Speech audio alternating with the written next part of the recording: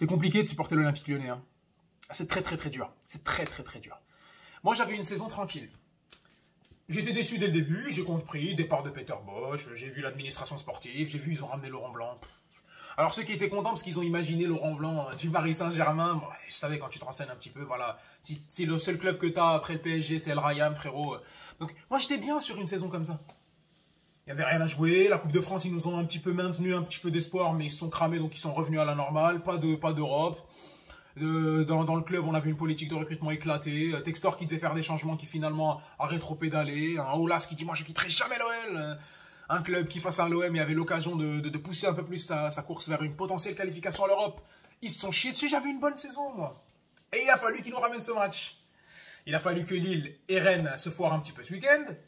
Il y a moyen que si on batte Montpellier, qui n'est pas un ogre non plus sur le papier, de revenir à 3 points. Donc moi, ma saison de merde, où c'était content parce que je voulais pas avoir d'espoir. Je voulais pas avoir d'espoir cette saison. Je me suis dit, classe, la saison elle est finie. Je peux aller commencer à me foutre de la gueule des autres clubs. L'OM, ils ont perdu face à Lens. Le PSG, c'est éclaté ce qui se passe au PSG avec tout cet argent quand même. Chelsea, 600 millions d'euros pour être maintenu en première ligue. Quand même. Tu sais, je commençais à enjoy un peu ailleurs. Regardez, j'ai regardé le match du Real, j'ai regardé les matchs à côté. Classe, parce que Lyon, je savais que ça allait être ma dose de dépression comme je l'appelle d'habitude. Hop, en intraveineuse, tu te fourres les 1h30, il n'y a plus rien à espérer et on va y aller. Non, sauf qu'ils en ont décidé autrement, les gars. Ils en ont décidé autrement. Ils ont décidé qu'aujourd'hui, ils allaient être menés un but à 4 parce que c'était à la maison, donc être menés 4 buts à 1, faire une remontada à 5-4, que Wai allait marquer 4 buts, que la Casette allait marquer un quadruplé, qu'il y ait un pénalty à la 98e minute, qu'il y a potentiellement une qualification à la Coupe d'Europe, même si c'est la Conférence League. Parce que là, après, il y a tout qui revient. Parce qu'à la base, quand tu attends rien, parce que qu'est-ce qui fait mal à un supporter déprimé, dépressif d'un club comme ça, où il te rend cardiaque, c'est quoi le plus dur? C'est l'espoir. Parce que tu dis, à une fin de saison, il n'y a rien à espérer, tu vas juste regarder, peut-être que le coach il va travailler un petit peu quelques trucs, peut-être révéler quelques petits jeunes, sans plus, tu vois, sachant qu'il y avait une crise par rapport aux supporters et tout. Et là, tu dis, il n'y a rien à espérer. Sauf que là, il commence à te remettre un petit peu d'espoir, et là, ça fait mal. Donc le côté supporter, il est content, mais le côté individu, il n'est pas content.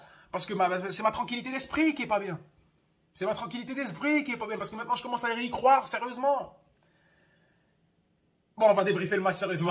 On va débriefer le match sérieusement. Franchement, quelles émotions. Quelles émotions. Moi, comment j'ai fait pour faire comme d'habitude dans le contexte du match. Moi, je m'étais dit que bon, Lyon, il faut qu'il gagne aujourd'hui. Ils vont affronter une équipe de Montpellier qui, bon, ils ont un bon run avec Der Zakaran depuis qu'il est revenu, mais c'est pas quelque chose d'incroyable non plus. Donc l'Olympique Lyonnais peut, même s'ils ont eu un mauvais résultat face à Marseille il y a quelques temps, la défaite en Coupe de France, mais ils sont quand même ils ont de bonnes références sur la deuxième partie de Ligue 1. Et tu vas affronter une équipe de Montpellier, donc le match il commence, donc les équipes elles jouent, c'est assez homogène, mais je dirais plus du 55-45 pour Montpellier. Ils ont plus de balles touchées dans les surfaces de réparation. Nous, il y a beaucoup d'imprécisions techniques et eux, t'as l'impression qu'ils sont plus incisifs quand ils attaquent.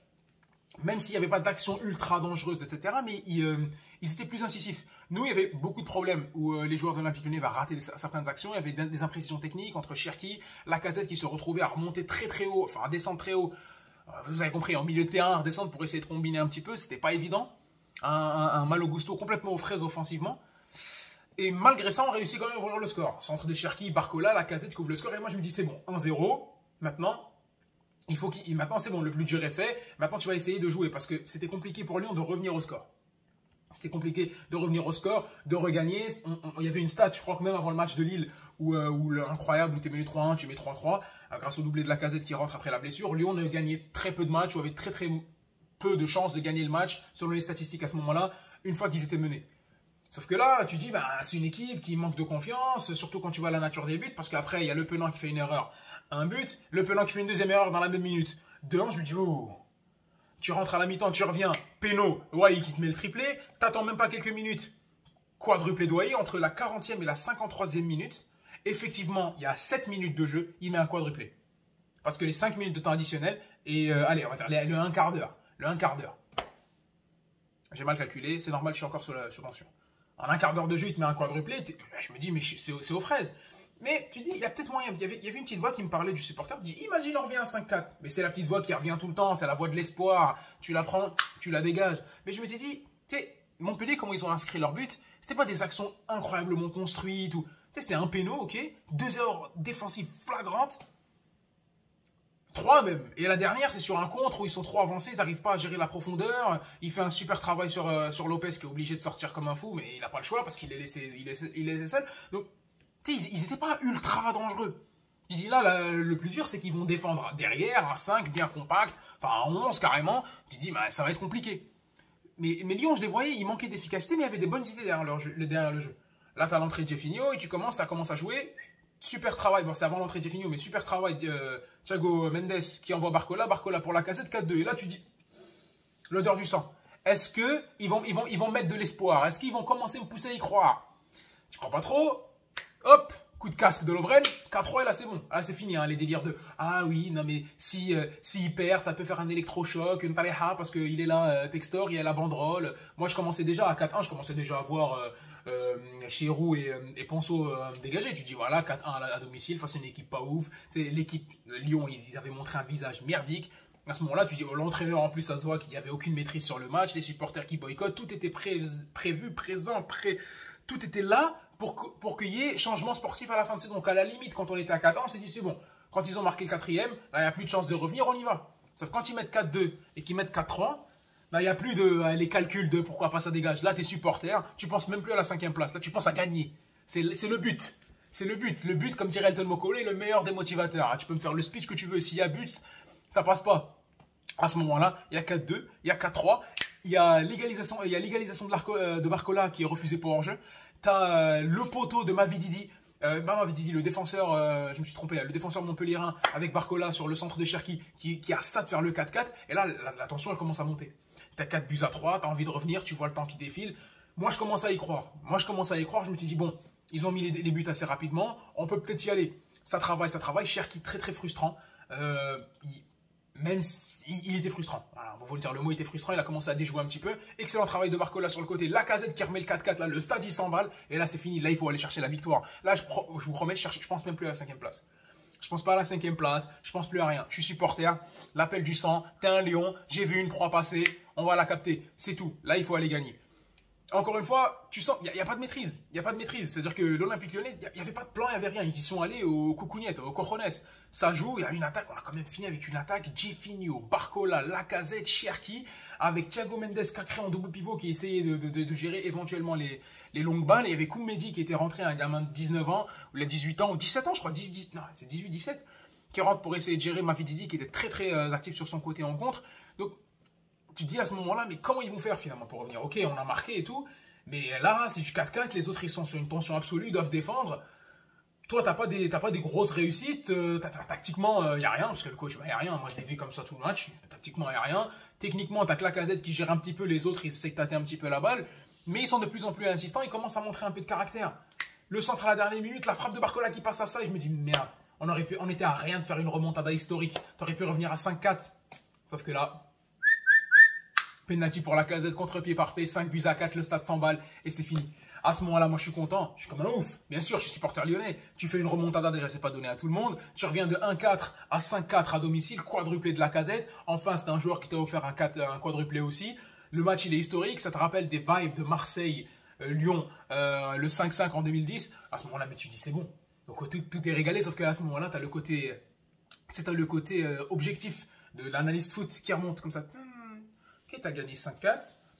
Il y a moyen de revenir en Coupe d'Europe, même si c'est la Conference League. Oui, c'est vrai, tu te crées des excuses. Tu dis, ouais, c'est vrai qu'on va revenir en Conference League, c'est une compétition moindre, mais c'est pour rebâtir le club. Pourquoi pas repartir avec un entraîneur ambitieux? Si tu perds en Conference League, c'est pas grave. C'est un nouveau projet, c'est peut-être aussi un trophée européen à choper. L'exposition de ça. Pourquoi pas? Tu commences à penser à tout ça, sauf que le côté analyse foot, tu dis, attends, non, mais ils ont... Déjà de 1, c'est potentiellement avec cet excès d'euphorie-là, ça peut peut-être sauver... parce que j'ai cru voir Textor en larmes, hein, mais ça va peut-être sauver Ponson et Chiro, et Olas, et Laurent Blanc. Il y a certains joueurs qui peuvent être sauvés. Ouais, t'as quand même aligné une attaque Cherki, Lacazette, bon là lui, on lui parle pas, mais Cherki, Lacazette, Barcola, Jeffinho, et avec Enrique et Koumedi pour les suppléer sur le côté. C'est ça ton attaque, c'est ça ton jeu? Et sauf qu'à ce moment-là, c'est que les émotions, elles vont dire, non, mais non, c'est pas possible, ils vont croire qu'il y a moyen de faire beaucoup mieux avec cette équipe-là. Non, il n'y a pas de stratégie. Cette équipe-là, elle est allée au courage, aux cacahuètes, elle est allée aux couilles, et il y a eu de la réussite, il y a eu ce qu'il faut. Sauf que là, ce qui est frustrant, c'est que, pourquoi vous faites ça que maintenant? Pourquoi il n'y avait pas plus de caractère, d'envie, d'engagement, de réalisme, tout ce que tu veux, depuis le début de saison? Pourquoi il a fallu qu'il y ait un match incroyable en fin de saison qui te laisse espérer un run pour une 5e place, pour tenter d'embellir? Parce que c'est ça, c'est les émotions. Hein, parce que y a des gens, par exemple, au Paris Saint-Germain, ils vont dire j'ai eu plus d'émotions quand on a gagné face à Sochaux avec le doublé d'Amara Diané qu'à l'un des titres ces derniers temps. Oui, il y a certaines, même si c'est dans un moment un peu chaotique, il y a certaines victoires dans des moments où tu n'es pas super important, tu ne joues pas les premiers rôles, vont avoir plus de saveur que des victoires où tu vas prendre un titre. Pour différentes raisons, parce que le foot, c'est surtout des émotions. C'est pour ça que même des clubs qui ne gagnent jamais aucun titre, ils ont des supporters, fervents supporters, ils vont se raccrocher à ce qu'ils peuvent. Toulouse, ils gagnent la coupe, mais le dernier gros choc de Toulouse, à part la montée en Ligue 1, c'était face à Angers, avec le coup franc de... je ne sais plus comment il s'appelle, avec Pascal Duprat.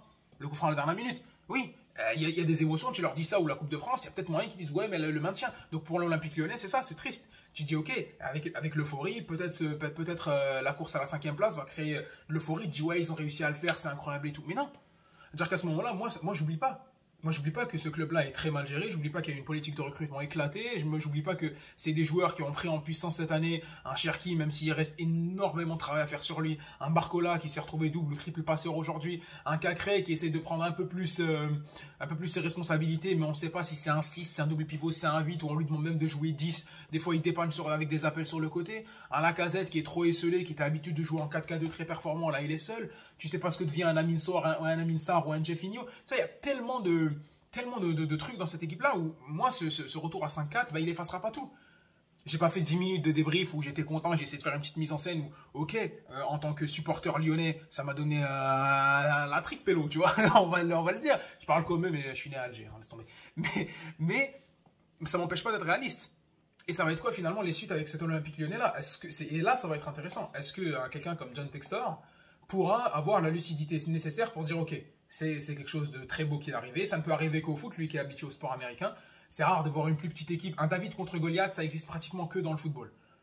Ou des David contre Goliath et c'est possible. Ailleurs, c'est quasiment impossible dans le basket ou dans d'autres sports. Si tu le fais, c'est que toi, tu t'es complètement chié dessus. Il n'y a pas de l'équipe d'en face, elle a fait une performance incroyable. Je me trompe peut-être, mais moi, à mon avis, vu les points que tu marques, au foot, comme il y a un seul but, te permet de gagner. Et à un moment donné, il y avait même les buts à l'extérieur te permettaient de gagner en faisant juste un match nul à l'extérieur et 0-0 à domicile. Donc cette émotion-là, elle est propre au foot. Et tu dis, est-ce que Textor, il pourrait comprendre ça?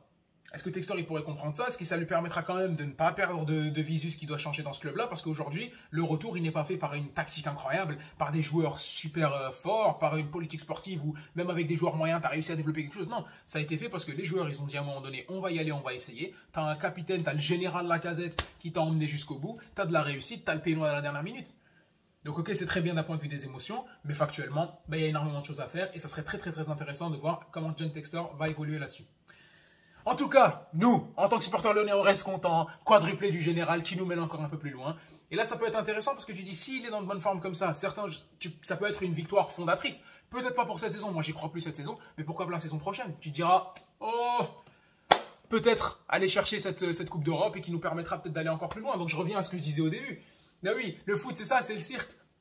C'est le cycle, oui, le lion, c'est le cirque, mais c'est le cycle. On était passé d'une équipe déprimée où j'allais vous faire un débrief où j'allais les arracher à 5-4 en disant que c'est très très beau, mais on reste toujours mesuré parce que n'oubliez pas ici, on reste objectif.